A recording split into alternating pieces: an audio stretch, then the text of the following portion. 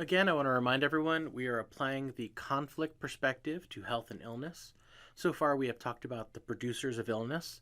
These are the corporations that profit off of illness. The producers of healthcare, the doctors, nurses, insurance, pharmaceutical industry that profits off of illness. We've talked about environmental racism and classism, that certain groups suffer more of these social systems that locate illness in certain places rather than others. And we've talked about fixing the problem upstream versus downstream. I wanted to show you a little bit of data. The data is a little bit old. I need to update my data. But we've got mothers, race and ethnicity, and infant mortality. And I want to point out that if you look at these data, infant mortality does happen. Babies do die. But notice that for every 1,000 births, 13.3 of African American mothers are having an infant mortality incident. It is much higher than other groups. Native Americans are another group that have high infant mortality, and Native Americans also have extreme poverty rates if you look at the poverty data. So the argument again is that these are social factors. We have another example here with consequences of stratification, looking at health outcomes. When you compare whites and African Americans, I know it's not a perfect comparison because there are rich African Americans and there are poor whites. But if we just say the world's going to be black and white for one moment and we compare things like death from cancer, African Americans are dying at a 25% higher rate. Death from heart disease, African Americans are dying at a 50% higher rate than whites. Death from stroke, African Americans are dying from a stroke 50% higher. Diabetes, African Americans have a 200% higher rate of diabetes than whites. AIDS, African Americans have an 800% higher rate than whites. And infant mortality, as we saw from the last slide, African Americans are 200% higher than whites. So there are some real life and death outcomes that matter from these stratification issues. So we're going to end today's lecture by talking about medicalization. And we're going to look at medicalization from the conflict perspective. So what is medicalization? Let's get that out of the way. Medicalization is how a human condition and behavior are defined in medical terms, usually as an illness or a disorder.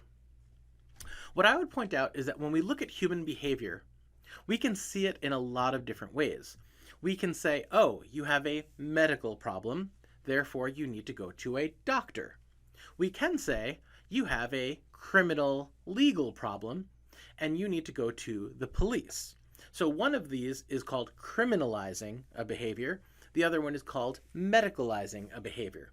We can also moralize a behavior and talk about whether the behavior is moral or immoral. But there's a lot of ways to see behavior.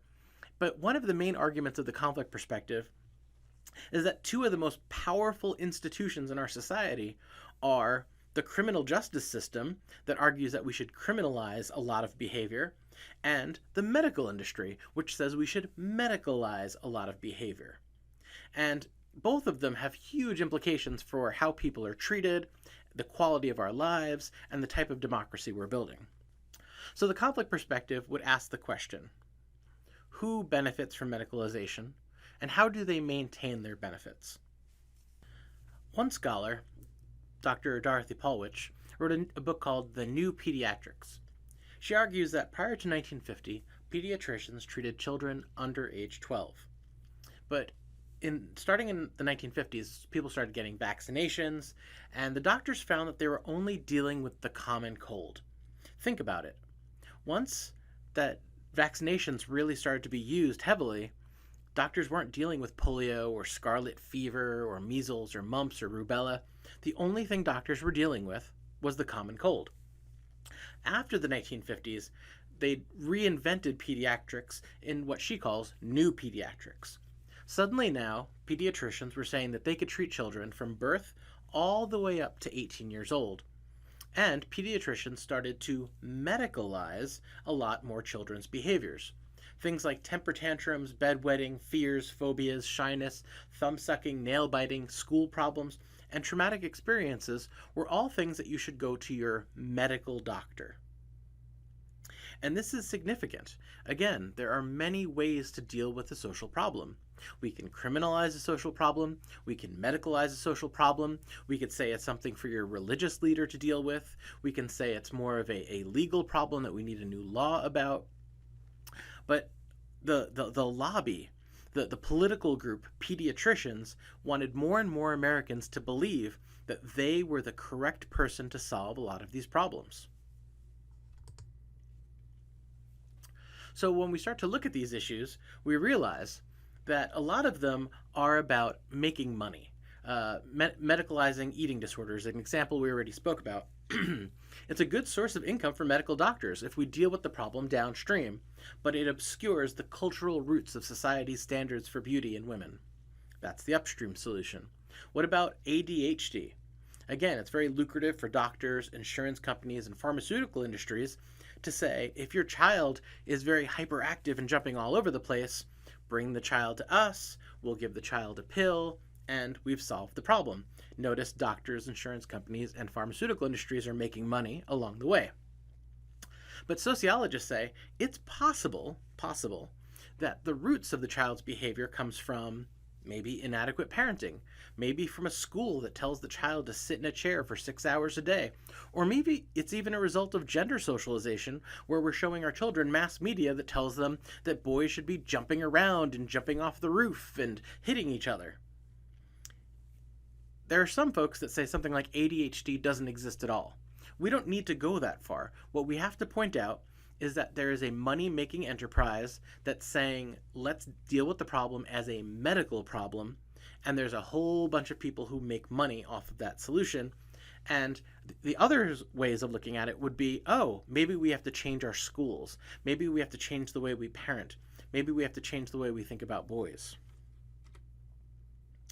Another example we have is medicalizing obstetrical care.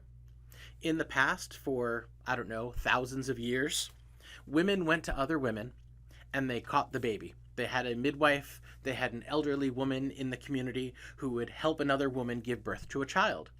But with the introduction of modern medicine, suddenly the medical field said, this is our domain. We will deliver babies.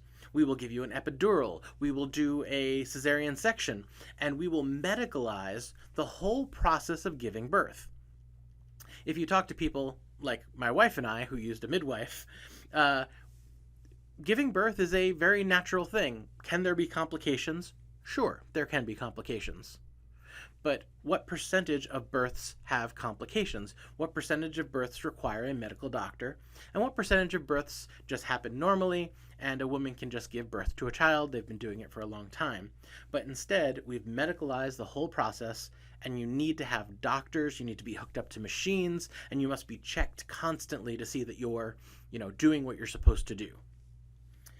As somebody who did use a midwife for 3 births, it's a very different system where the midwife treats you as an entire person. The midwife talked to my wife for hours on the phone. She came into our home, spent time with us.